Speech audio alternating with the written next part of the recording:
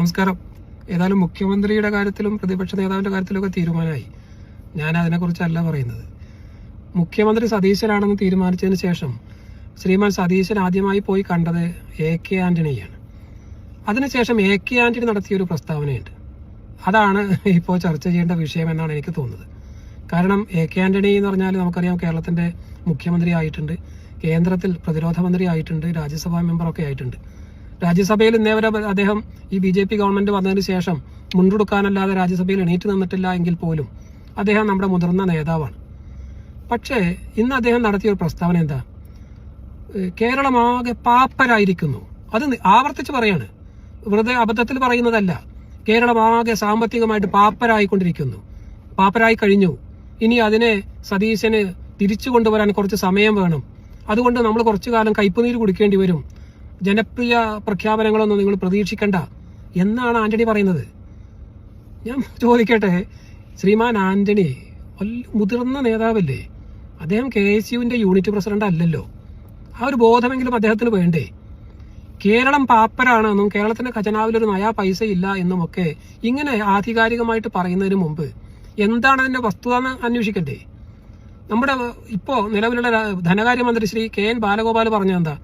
4000 കോടി രൂപ കേരളത്തിന് ഖജനാവിൽ മിച്ചമുണ്ട് എന്ന് അദ്ദേഹം ആധികാരികമായിട്ട് പറയുകയാണ്.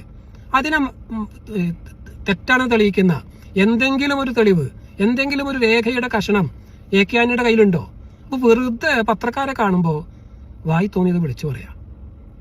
ഇതൊരു ശരിയായ രീതിയല്ല. ഇത് ഈ ആന്റണി ഇതിനു മുമ്പ് അദ്ദേഹം മുഖ്യമന്ത്രിയായ സമയത്തും നമ്മൾ കേട്ടതാണ്. കേരളത്തിന്റെ ഖജനാവിൽ നയാ പൈസ ഇല്ല, ഉള്ളതൊക്കെ സർക്കാർ ജീവനക്കാർക്ക് ശമ്പളം കൊടുക്കാനേ ഉള്ളൂ, അതുപോലും തികയുന്നില്ല, അതുകൊണ്ട് ഇങ്ങനെ പോകാൻ കഴിയില്ല എന്ന്. അതിനുശേഷം ഉമ്മൻചാണ്ടി മുഖ്യമന്ത്രി ആയപ്പോഴും ഇതേ വിലാപം നമ്മൾ കേട്ടു.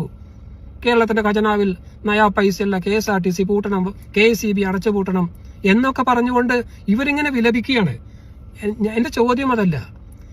കേരളത്തിന്റെ ഭരണാധികാരം ഇക്കൂട്ടരെ ഏൽപ്പിച്ചു കഴിഞ്ഞാൽ അവരുടെ ഉത്തരവാദിത്തം എന്താണ്? ഒന്നാമത് ഒരു മിനിമം സത്യസന്ധത പുലർത്തുക എന്നുള്ളതാണ്.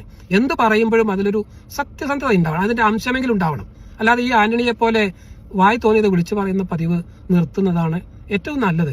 രണ്ടാമത്തെ ഏറ്റവും പ്രധാനപ്പെട്ട കാര്യം, ഇങ്ങനെ ഒരു ഉത്തരവാദിത്തം ലഭിച്ച് ജനങ്ങളെ ഏൽപ്പിച്ചു കഴിഞ്ഞാൽ പിന്നെ ജനങ്ങളുടെ മുമ്പിൽ ഇങ്ങനെ നിലവിളിക്കുകയല്ല വേണ്ടത്.